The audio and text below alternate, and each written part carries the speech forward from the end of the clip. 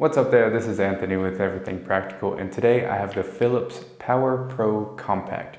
Now I've had this vacuum for a couple of years. There are a few new models out there, but this review will cover all of these models as well. I've done my research on the newer models, so when something comes up during the review that the newer models have over the model that I have, I'll be sure to point it out so you're aware of what's equipped on the new models and what's on my model. So let's get right on into it. So this is the Philips Power Pro Compact Vacuum.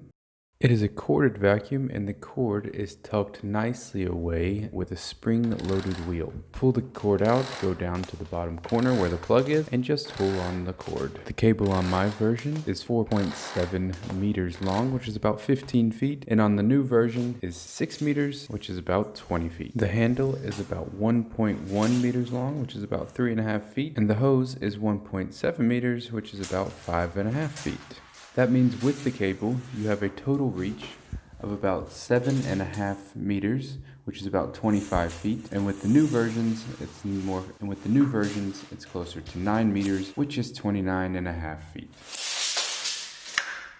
Next, we'll plug in the vacuum. When first connecting the vacuum, it comes in two pieces, so you'll need to connect the hose to the bottom portion. Now you'll need to stick this in quite firmly, otherwise if you put it in too loose, it will eventually fall out while you're trying to use it, like this. So be sure when you connect these two pieces together that you do it firm so that you don't have this problem.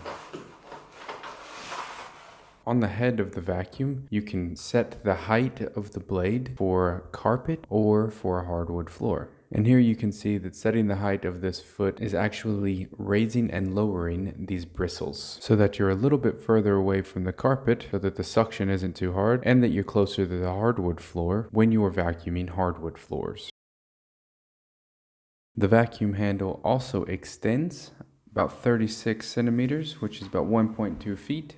Giving you a little bit of extra reach with this vacuum.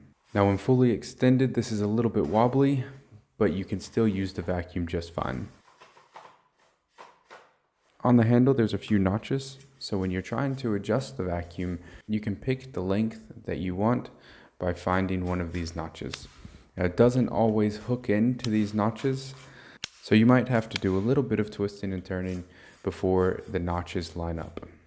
And here you can see it doesn't always click into its spot, so you just have to jiggle it a little bit.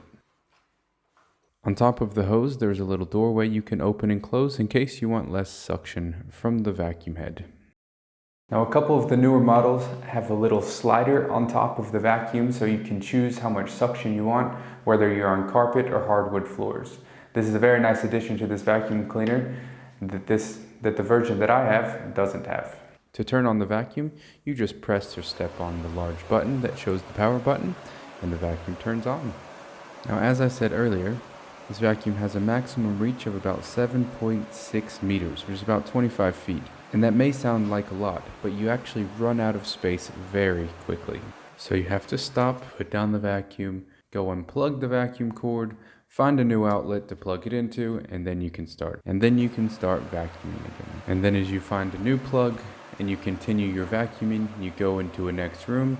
I found that this gets caught on corners all the time, so then you have to go back, move the vacuum, and then go to your next room.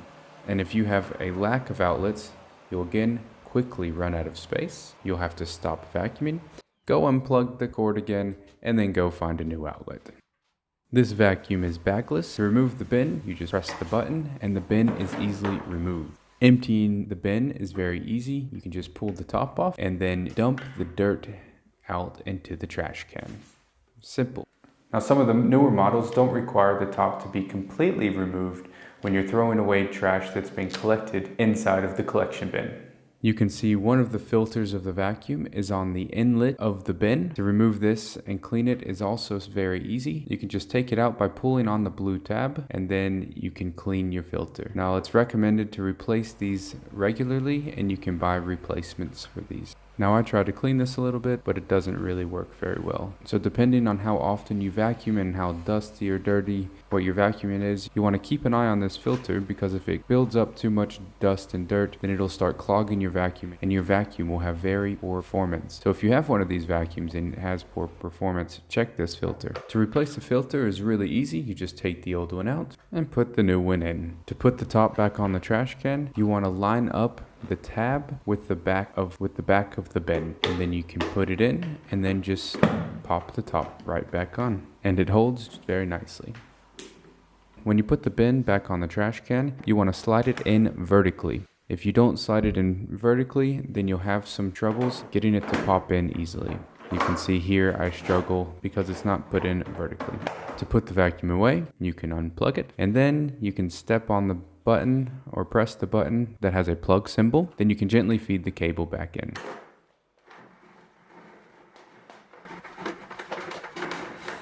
Also, if you want, you can just step on it and let it wind itself right back up.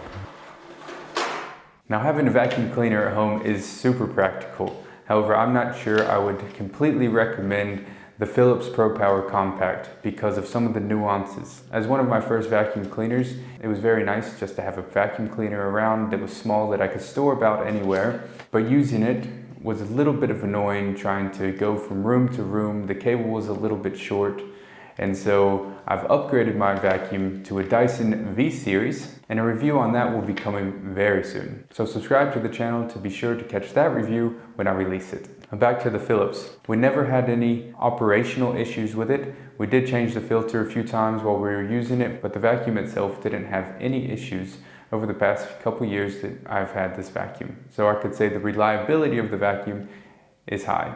Now, I would say my least favorite thing about this vacuum is that it is a corded vacuum. Now that I have a cordless vacuum, it is a different world with using vacuums. So I can highly recommend battery-powered cordless vacuums. All in all, it's not a bad vacuum, and if you are needing to find a compact little vacuum for a very cheap price, this will for sure do the job. But keep in mind, if you can wait just a little bit longer and save a little bit more money to buy a cordless vacuum, you will be worlds happier than with any corded vacuum you probably could get. Unless you're looking for an industrial vacuum, but then again, this is not the review for industrial vacuums. This is a review on a home vacuum cleaner that you can have inside your home, inside your apartment, and easily store. So I hope you found this review of this vacuum cleaner very helpful. Let me know in the comments below if you did indeed find it helpful, or if you have any further questions about this vacuum cleaner that I can answer for you. If you in the end want to purchase this vacuum after my review, then I'll leave a link in the description below so you can check the price or purchase if you prefer. If you like this video, also give it a thumbs up, and if you aren't already, subscribe to the channel because it really helps me bring you more content like this. As always, stay practical, and I'll see you in the next one.